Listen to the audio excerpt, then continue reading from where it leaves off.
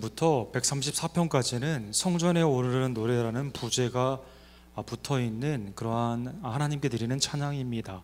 지난주에 메섹과 게달의 폭력적인 그러한 사람들과 오래 거한 것이 화였다는 시편의 기자가 이제 하나님께 나아가는 부분, 또 오늘은 하나님의 도성 시온산을 바라보며 올라가며 부르는 두 번째 찬양으로 시편 121편이 되어 있습니다.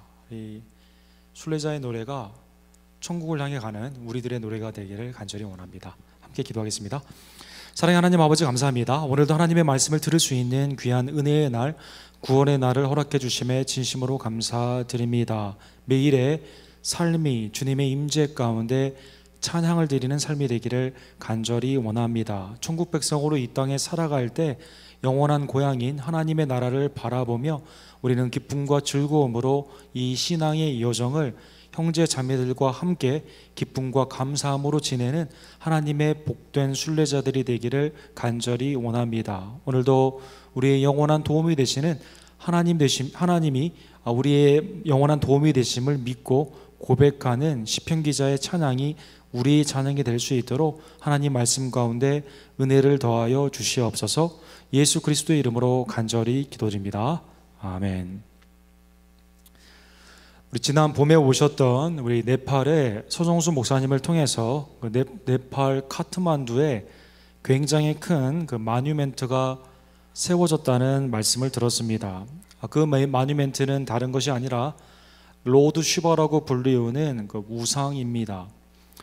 네팔 자체가 워낙 높은 곳에 있고 카트만두가 분지 형태로 되어 있는데요, 그 중에 가장 높은 곳에 무려 약 143피트나 되는 45m 이상이나 되는 이러한 거대한 금장색으로 되어 있는 우상을 그들은 세운 것입니다. 그들이 카트만두 주위에 이렇게 큰 우상을 세우게 된 이유는 산에 대한 신성시하는 그들의 샤머니즘적인 우상적인 믿음이 발휘되었기 때문이라고 합니다. 높은 곳에, 무언가 평지와는 다른 높은 곳에, 그리고 나를 지켜줄 것 같은 막연한 그러한 인간의 기대가 산 곳곳에, 특별히 하등 종교가 많으면 많을수록, 샤머니즘이 많으면 많을수록 그러한 곳에 더 많이 세워지게 된 것입니다. 비단 현대뿐만 아니라 이스라엘 곳곳에는 하이 플레이스라고 불리우는, 우리 한글 성경에는 산당이라고 표현이 되어 있는데요, 곳곳에 산당이 있었습니다. 그곳은 하나님을 경배하는 곳이 아니라 우상을 섬기는 곳이었고, 수많은 가나안 지역의 잡족들이 각자의 신을 향해 나름대로의 종교적인 표현을 산 위에 집도 세우고 또 예배를 드릴 수 있는 제단을 세워서 산당을 마련하게 된 것입니다. 높은 곳을 향한, 산악이나 더 높은 곳을 향한 인간의 신성시하는 자연 신앙의 행위가 이렇게 나타나게 되었다라는 것입니다. 오늘 시편 121편은 그런데 그러한 다른 우상이 있는 산이 아닌 하나님이 거하시는 시온산 예루살렘을 향해 오르는 시편 기자의 기쁨의 찬양이 나와 있습니다. 시편 23편 3절에 나와 있듯이 여호와의 산에 오를 자 누구며 그의 거룩한 곳에 설 자가 누구인가. 하나님이 예비하신 지형적으로 높을 뿐만 아니라 하늘 보좌에 계신 그분이 이 땅에 임재하는 것을 알려주신 그 예배당이 있는 성전에 있는 이 시온산을 향해 시편의 기자 또 많은 순례객들은 올라가며 이곳에 찬양을 드렸던 것입니다. 거룩한 산에 올라갈 때 내가 하나님 앞에 서기에 합당한 존재인가, 내 마음이 정결하고 손이 깨끗한가, 하나님이 만날 만한 그러한 하나님의 정결한 삶을 나는 살았는가 회개하며 그들은 하나님의 성인 시온산에 올랐던 것입니다. 산에 오르는 이러한 시편 기자의 마음이요, 처음에 오늘 1절에 보니까 산을 향하여 눈을 들었다라고 나와 있습니다. 육신적인 그러한 보이는 높은 곳에 대한 산을 향해 들었던 그의 눈은 다른 믿지 않는 사람들과 비슷하게 아마 그곳에 나의 도움이 있을 거라는 막연한 기대 가운데 눈을 들었던 것입니다. 그런데 2절에 보니까 산이 나의 도움이 되는 것이 아니라 산뿐만 아니라 해와 달, 또 나를 만드신 그 하나님, 모든 피조물 천지 만물을 만드신 그 하나님이 나의 도움이다라는 깨달음이 그에게 있었던 것입니다. 시편 46편 1절에도 하나님은 우리의 피난처시오 힘이시니 환난 중에 만날 큰 도움이시다라고 말씀하셨습니다. 환난 중에 만날 큰 도움이다. 히브리 원어에 보면 very present, 지금 바로 나를 도울 수 있는 전능의 하나님이다라고 이렇게 기록이 되어 있는데요. 환난 중에 우리가 누구에게 도움을 구해야 되느냐? 사람들은 산에 우상을 만들어 놓고 각자 자기가 만들어 놓은 헛된 것에 나아가게 되지만 이 순례객은 하나님의 시온산에 오르며 나의 도움은 천지를 만드신, 나를 만드신 창조주 하나님이었다라고 고백하며 찬양을 하며 성전에 올라가고 있는 것입니다. 그러면 왜 이 순례객이 하나님만이 나의 도움이시다라는 고백을 했을까요? 그의 고백은 인생의 순례에 관한 신앙의 여정 가운데 체득된, 체험된 선포임을 알 수가 있습니다. 3절에 보니까 여호와께서 너를 실족하지 않게 하신다라고 고백하고 있습니다. 실족하지 않게 한다는 이 말씀은 문자적인 의미이며 동시에 상징적인 의미입니다. 바빌론을 비롯한 흩어져 있는 많은 이스라엘 백성들이 절기를 지키기 위해 북쪽에서 아래로 내려올 때는 아벨 클리프라고 불리우는 험악한 산악을 넘어왔어야만 됩니다. 우리 샌 앤드류의 마이크 장로님이라는 분이 있는데요. 그분이 작년에 성지 수레를 갔다가 여기를 넘어가면서 큰 화를 당할 뻔했다라고 말씀하시더라고요. 한 번 발을 잘못 디디면 정말 생명의 위협이 있는 성전에 가기 위해서는 신앙의 여정 가운데서는 이렇게 수많은 위협들이 그 가운데 있었던 것입니다. 보이는 떨어지는 낭떠러지뿐만 아니라요, 인생에 우리의 위협이 한두 가지가 아닙니다. 재정적인 위협이 있을 수가 있고 건강의 위협, 직장이나 가정 가운데 위협이 있을 수가 있습니다. 하나님이 나를 미스텝, 실족하지 않도록 나를 붙들어 주셨음을 뒤를 돌아볼 때 깨달았던 이 시편의 기자가 하나님만이 나의 큰 도움이셨다라고 믿음 가운데 고백한 것입니다. 신약에는 실족이라는 단어가 믿음에서 떨어졌다라는 의미가 있습니다. 어린아이들이 예수님께 오는 것을 방해하는 것을 볼 때 예수님이 어린아이들이 나에게 오는 것, 이 어린 자들을 실족해 하게 하는 자들은 연자 맷돌을 메고 차라리 물에 들어가는, 깊은 물에 들어가는 게 낫다라고 말씀하셨죠. 실족, 뒤를 뒤돌아보니 나의 인생의 위협 가운데 내가 떨어지지 않도록 보호해 주셨을 뿐만 아니라 성전에 이르러 보니 더 중요하게 내 믿음을 지금까지 지켜주게 하신 그분이 누구냐? 산에 있는 우상, 다른 어떠한 피조물이 아니라 모든 것을 만드시고 나를 친히 인도해 주신 하나님 뿐이었다라는 놀라운 믿음의 고백이다라는 것입니다. 사랑하는 성도 여러분, 이 믿음의 고백이 우리의 믿음의 고백이 되기를 간절히 원합니다. 지난날에 수많은 위협이 있었고 특별히 나의 믿음이 자꾸 위협받는 그러한 상황 가운데 하나님이 나를 실족하지 않게 하시고 이 험난한 길을 넘어 올 수 있도록 주님의 보좌 앞에 나아갈 수 있도록 지켜주신 그 하나님께 찬양하는, 우리의 도움이 되시는 그 하나님께 나아가는 우리 모두가 되기를 간절히 원합니다. 두 번째로 3절과 4절에 보면 순례자는 체험적으로 그의 인생을 뒤돌아보았을 때 하나님이 어떨 땐 도와주시고 어떨 때는 신경 쓰지 아니하시고, 오픈 디이즘이라고 하죠. 하나님은 만드시긴 만드셨지만 간섭하지 않으신다는 그러한 잘못된 자유주의 신학이 있습니다. 하나님이 창조하신 후에 지금 커피 브레이크를 갖고 계시기 때문에 그 시간에 우리에게 화가 있으면 우리가 알아서 해결해야 된다는 것이죠. 그렇지 않습니다.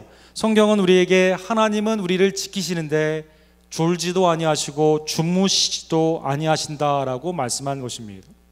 이스라엘이 구원받은 후에 광야의 기간 동안에 버려졌던 것이 아닙니다. 하나님이 애굽에서 출애굽을 시키시고 이제 너희가 알아서 해라라고 한 것이 아니라 신명기 32장 10절에 나와 있는 것처럼 여호와께서 그를 황무지에서 짐승이 부르짖는 광야에서 만나시고 호위하시며 보호하시며 자기의 눈동자같이 지켜주셨다라고 고백하고 있는 것입니다. 여러분, 눈동자, 흰자 위에 있고 검은 자가 있고 그 중에 더 까만 부분이 있죠. 사과 모양으로 사람들이 생각해서 그것을 애플 오브 더 아이라고 말을 했죠. 그 눈동자, 하나님에게는 우리가 하나님의 자녀가 눈동자라는 것입니다. 그렇죠. 옆에 사람이 이런데 칠 때는 우리가 모르고 칠 때는 맞지만 눈을 이렇게 칠 때는요 무의식적으로 피하지 않습니까? 가장 소중한 부분, 민감한 부분, 내가 아끼는 그 부분이 눈동자라고 표현하는데요, 하나님에게 있어서 이스라엘이 신약교회 성도들이 왜 지킴을 당하느냐? 하나님이 우리를 눈동자처럼 졸지도 아니하시고 주무시지도 아니하시고 언제나 보호하여 주시기 때문이다라는 것입니다. 하나님은 우리를 주무시지도 않고 졸지도 아니하시며 영원히 지켜주십니다. 그러나 인간은 인간을 서로 지켜주지 못합니다.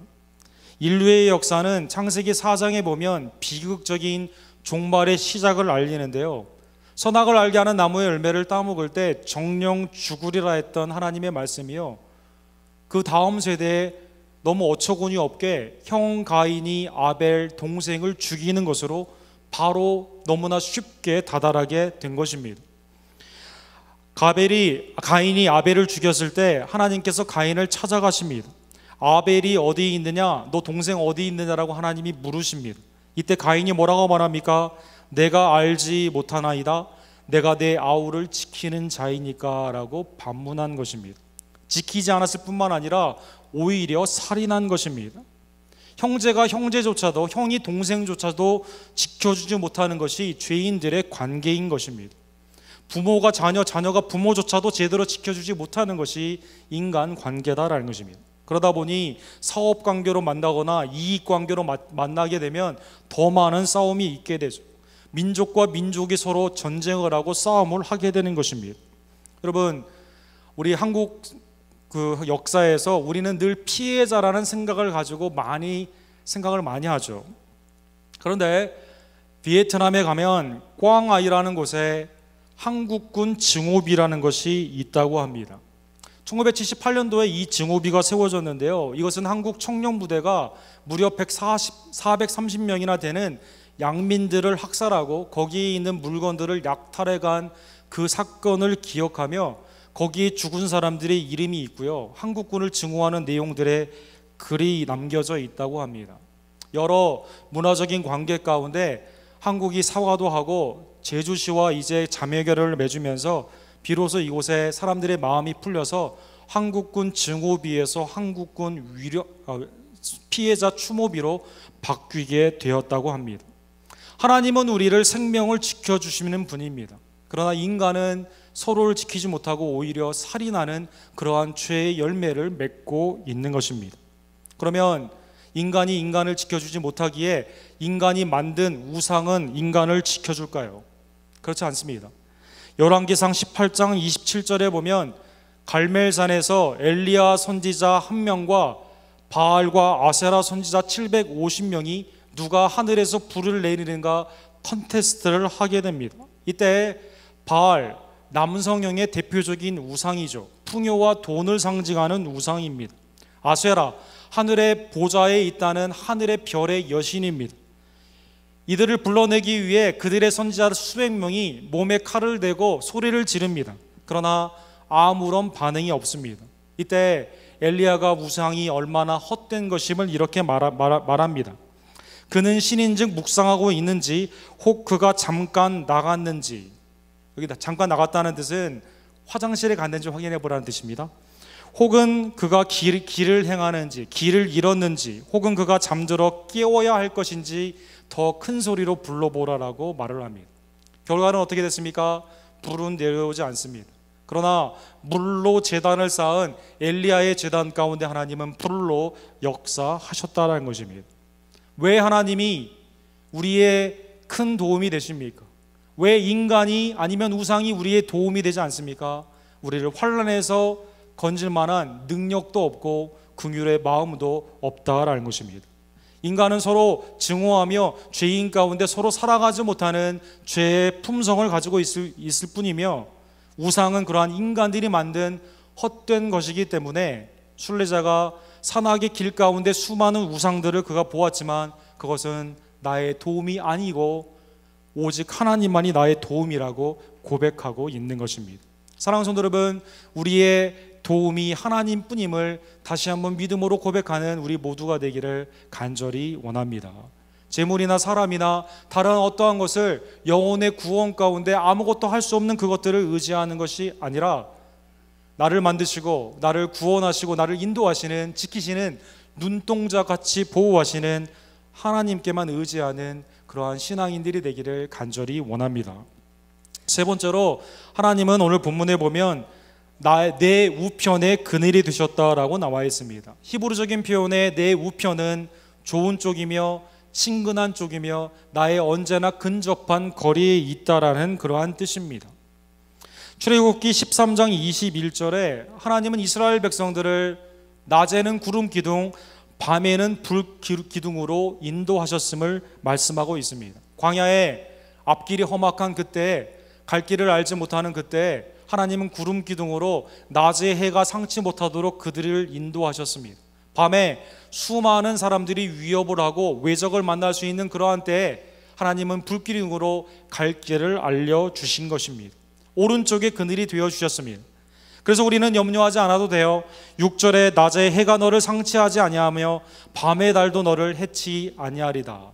밤낮으로 하나님이 우리를 보호하시고 인도하시기 때문에, 우리의 우측에 그늘이 되시기 때문에 우리는 염려하지 않고 하나님의 그 길을 걸어갈 수 있는 것입니다. 하나님은 광야에 물이 없을 때 반석 되시는 그리스도를 통해 물을 허락하십니다. 사막에 길이 없을 때 길을 내어 주십니다. 먹을 것이 없을 때 만나를 내려 주십니다. 하나님이 필요한 모든 것들을 공급하시는 이 여정은 하나님이 우리의 그늘이 되셔서 우리를 친히 인도하셨기 때문인 것입니다. 비단 이스라엘 뿐이겠습니까? 천국에 우리가 다다랐을 때 우리는 뭐라고 고백할까요? 계시록 7장 16절에서 17절에 나와 있는 것처럼 천국에 다다른 백성들은 이렇게 고백을 합니다. 그들이 다시는 줄이지도 아니하고 목마르지도 아니하며 해나 아무 뜨거운 기운에 상하지도 아니하리니 이는 보좌 가운데 계신 어린 양이 그들의 목자가 되어 생명수 샘으로 인도하셨다라는 것입니다. 천국에 가면 내가 어려움이 많이 있었는데 내가 혼자 다 헤치고 왔습니다 라고 고백할 분이 있을까요? 그런 분은 아마 안 계실 것입니다. 천국에서는 뒤돌아보니 내 길이 험하고 어려웠지만 하나님이 나의 도움이 되셔서, 특별히 어린 양 보좌에 계신 예수 그리스도께서 나의 목자가 되셔서 나를 지금까지 친히 인도해 주셨습니다라고 고백하게 되는 것입니다. 낮에 해, 밤에 달이 상치 못하는, 아무리 뜨겁고 아무리 무서운 일이 있다 하더라도 하나님이 우리의 보호자가 되시기 때문에 시편 기자는 하나님만이 우리의 도움이다라고 고백한 것입니다. 마지막으로 시편 기자는 오늘 본문 7절과 8절에 보면 하나님은 우리를 모든 환난에서 구원해 주시되 잠깐 면하게 해주신 것이 아니라 영원토록 영원한 평강 가운데 구원하여 주신다라고 고백하고 있습니다. 여호와께서 너를 지켜 모든 환난을 면하게 하시며 또 내 영혼을 지키시리로다. 여호와께서 너의 출입을 지금부터 영원까지 지키시리로다라고 고백한 것입니다. 하나님이 만약 한 번만 구원해 주시고 그 다음부터는 네가 네 마음대로 해라 라고 한다면 어떡할까요? 근데 하나님은 너무나 자비롭고 긍휼하신 그분은 7번이라도 70번이라도 용서하라고 말씀하신 그분은요, 우리가 죽게 나올 때 우리를 거절하지 아니하시며 우리를 구원하시되 잠시의 환난만 명쾌하는 것이 아니라 죄와 사망이라는 영원한 죽음에서 우리를 구원하여 주신 것입니다. 예수님은 요한복음 10장 28절에 우리의 영원한 목자가 되시는 그 예수께서는 이렇게 말씀하십니다. 내가 그들에게 영생을 주리니 영원히 멸망하지 아니할 것이요 또 그들을 내 손에서 빼앗을 자가 없느니라 라고 말하고 있습니다. 어떠한 피조물이라도 어떠한 영이라도 하나님 안에 있는 우리의 구원을 빼앗을 자가 없는 것입니다. 왜 빼앗을 자가 없습니까? 하나님이 가장 강하시기 때문이다 라는 것입니다. 주님은 우리를 위해 주님의 목숨과 우리의 삶을 바꿔 주셔서 우리의 죄를 바꾸어 주셔서 영원한 영생을 우리에게 주셨습니다. 주님보다 더 강한 자가 없기 때문에 우리의 영생은 보장이 되어 있고 그 안에 확신 가운데 우리가 거할 수 있다라는 것입니다. 사랑하는 성도 여러분, 오늘 본문의 시편의 기자는 성전에 온 자기의 삶을 뒤돌아보았을 때 하나님이 자기를 어떻게 도와주셨는가 놀라운 고백으로 하나님께 올리고 있습니다. 하나님은 나를 어려운 가운데 나를 지키시는 자이시며 눈동자처럼 보호하시고 그늘처럼 친근하게 나를 도와주실 뿐만 아니라 영원히 구해주신 하나님이심을 그 찬양 가운데 모든 순례객들과 함께 올려드리고 있는 것입니다. 사랑하는 성도 여러분, 이 말씀이 우리에게 더 은혜가 되는 것은 왜 그럴까요? 그것은 우리가 하나님을 찾아가기 전에 하나님이 우리에게 찾아오셨기 때문입니다. 마태복음 20장 28절에 나와 있는 것처럼 우리가 죄인이고 우리가 더 경건하지 못한 그때 하나님은 우리를 사랑하시되 처음 사랑하시고 영원한 사랑으로 우리를 구원하여 주셨습니다. 인자가 온 것은 섬김을 받으려 함이 아니라 도리어 섬기려 하고 자기 목숨을 많은 사람의 대속물로 주려 함이니라. 우리가 주님을 섬기기 이전에 주님이 우리를 먼저 대속물로 이 땅에 오셔서 십자가에 못 박혀 죽으심으로 말미암아 우리를 먼저 섬겨 주신 것입니다. 시편 기자의 이 찬양이 오늘날 우리의 더 큰 찬양으로 올려드릴 수 있는 것은 우리는 하나님을 모르는 그러한 나라, 하나님을 모르던 그러한 윗세대에서 살았지만 그러나 하나님은 우리를 여전히 찾아오시고 그리스도를 통해 구원하여 주시고 우리를 먼저 섬겨 주셨기 때문에 우리는 더 큰 찬양으로 하나님께 영광을 돌릴 수 있는 것입니다. 요한복음 14장 1절에도 예수님은 이렇게 약속하고 있습니다. 너희는 마음에 근심하지 말라. 하나님을 믿으니 또 나를 믿으라 라고 말씀하신 것입니다. 내일의 염려, 미래가 어떻게 될 것인가, 주님이 십자가에 못 박고 죽으면 어떻게 될 것인가 염려하던 제자들에게 내가 부활하여 하늘로 올라가게 되는데 너희를 위해 천국을 예비한다. 너희를 데리러 다시 오니까 너희는 마음에 근심하지 말고 하나님을 믿으니 또 나를 믿으라 라고 약속해 주신 것입니다. 사랑하는 성도 여러분, 우리 한국의 민족은 원래 미신을 섬기던, 우리가 네팔 사람들 아니 높은 곳에 뭐가 있다고 그 동상을 세우나 욕했지만 몇 세대만 올라가면은요 우리는 미신의 나라에 살았던 사람들입니다. 1897년도에 이사벨 비숍이라는 영국에 여행하시는 그 기행학자가 조선과 일본, 중국을 여행하였습니다. 그리고 그의 나라리다라는 영국의 베스트셀러가 된 그의 기행기입니다.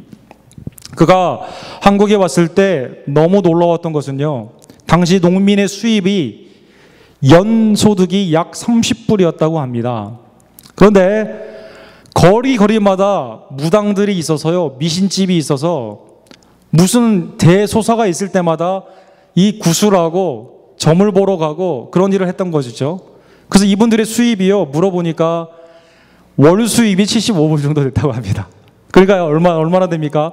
연소득이 30불이 평균인데요, 월 수입이 75니까 이게 굉장히 많은 돈을 벌었던 것이죠. 수많은 화려한 삶을 살고요, 가난한 자들의, 병든 자들의, 어려운 자들의 형편을 이용해서 샤머니즘 쪽으로 돈을 많이 버는 이런 거 보면 너무 안타깝게 이 책에 한국은 미신의 나라다라고 그렇게 쓴 것입니다. 선교사들이 처음에 왔을 때 무엇을 강조했습니까? 미신 타파, 미신은 아무것도 아니다, 우상이 아니다, 우리의 도움이 아니다. 우리의 도움은 오직 복음 되시는 예수님이라는 것을 저들을 전하게 된 것입니다.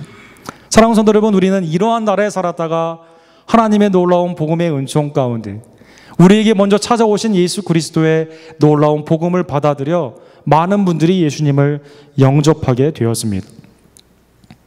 그런데 다시 미신적인 삶으로 거꾸로 갈 수는 없겠죠. 그래서 대입이 있을 때마다 우리 유명한 점쟁이들 앞에 그런 간판이 붙어 있다고 하지 않습니까? 기독교인 환영 이런 말 붙어 있다고 하지 않습니까? 기업체 인터뷰를 할 때 관상을 봐야 된다라고 그렇게 말해야 된다고 하지 않습니까? 기독교인 환영. 우리는 이러한 곳에서, 우상 헛된 곳에서 구원을 받은 사람들입니다. 하나님은 이러한 죄인인 우리들을 향해 찾아오시고 그리스도를 통해 구원하여 주셨습니다. 그리고 우리에게 이제 다른 노래 부르지 말고 나의 도움은 오직 하나님이다, 하나님께 찬양하는 백성으로 살기를 원하고 계십니다. 사랑하는 성도 여러분, 이 아침에 내일의 염려, 건강, 재물, 삶 가운데 있는 여러 관계 가운데 나는 정말 환난 가운데 있습니다라고 그 상황 가운데 있다고 여겨지는 그분들은 오늘 본문의 말씀을 다시 한번 기억하시며 하나님의 위로함을 받기를 간절히 원합니다. 우리의 도움은 천지를 만드신 하나님, 우리를 만드신 하나님이십니다. 우리의 도움은 나를 위해 이 땅에 강림하시고 나를 위해 십자가에 못 박혀 죽으신 사랑의 예수 그리스도이십니다. 예수님은 제자들에게 이렇게 말씀하세요. 이방인처럼 너무 내일에 대해서 염려하지 말라는 것입니다. 오늘 있다가 내일 아궁이에 던져지는 들풀도 하나님이 이렇게 입히시거늘 하물며 너희일까 보냐. 믿음이 작은 자들아. 내일 불타 없어지는 들풀도 하나님이 입혀주십니다. 하나님의 자녀들은 오직 더 하시겠습니까? 내일들을 염려하지 않고 우리의 도움 되시는 하나님께 나아가는 기쁨과 감사의 찬양에 있는 우리 모두가 되기를 간절히 원합니다. 바울 사도는 이렇게 선언하십니다. 로마서 8장 32절에 자기 아들을 아끼지 아니하시고 우리 모든 사람을 위하여 내주신 이가 어찌 그 아들과 함께 모든 것을 우리에게 주시지 아니하겠느냐. 사랑하는 성도 여러분, 인간은 자기보다 뭔가 더 힘이 있고 초능력이 있고 도와줄 것 같은 막연한 기대 가운데 높은 곳을 향해 올라갑니다. 그런데 시편의 기자가 높은 곳 그게 중요한 게 아니라 천지를 만드신 하나님이 우리의 구원주다라고 도움이다라고 고백하고 있습니다. 내일을 염려하지 않고 이곳저곳 찾아가는 것이 아니라 우리를 만드시고 구원하시고 우리를 사랑 가운데 인도하시는 영원한 구원주 되신 예수 그리스도께 의지함으로 믿음으로 나아가는 하나님의 아름다운 천국의 순례객들이 되기를 주님의 이름으로 간절히 축원합니다. 기도하겠습니다. 사랑의 하나님 아버지 감사합니다. 나의 도움은 어디서 올꼬? 우리는 환난 가운데 이러한 질문을 많이 하게 됩니다. 믿지 않는 사람들처럼 이곳저곳 찾아다닐 때도 있고 막연하게 그곳은 무슨 능력이 있느냐 헛된 믿음을 그곳에 둘 때도 많이 있었습니다. 또 재물을 찾아다닐 때도 있었으며 악인들과 동행할 때도 많이 있었고 거짓 속임수에 빠질 때도 얼마나 많았던지요. 그러한 우리들을 불쌍히 여겨주셔서 이 땅에 예수 그리스도를 보내주시고 또 그를 믿는 믿음의 은사를 허락하여 주시며 하나님의 자녀로서 새로운 삶을 살게 하심에 진심으로 감사드립니다. 하나님의 자녀답게 천국 백성으로 이 땅에 살아갈 때 우상들을 찾지 아니하며 사람들을 찾지 아니하며 오직 우리의 영원한 도움 되시는 하나님 실족하지 않게 하시고 눈동자처럼 지켜주시며 그늘이 되어주셔서 그리스도를 통해 영원한 영생으로 구원하여 주신 하나님께 도움을 구하는 하나님의 참된 백성들이 되기를 간절히 원합니다. 주님 이러한 순례자의 신앙, 순교자의 신앙, 순전한 신앙 저희에게 허락하여 주시옵소서. 예수 그리스도의 이름으로 간절히 기도드립니다. 아멘.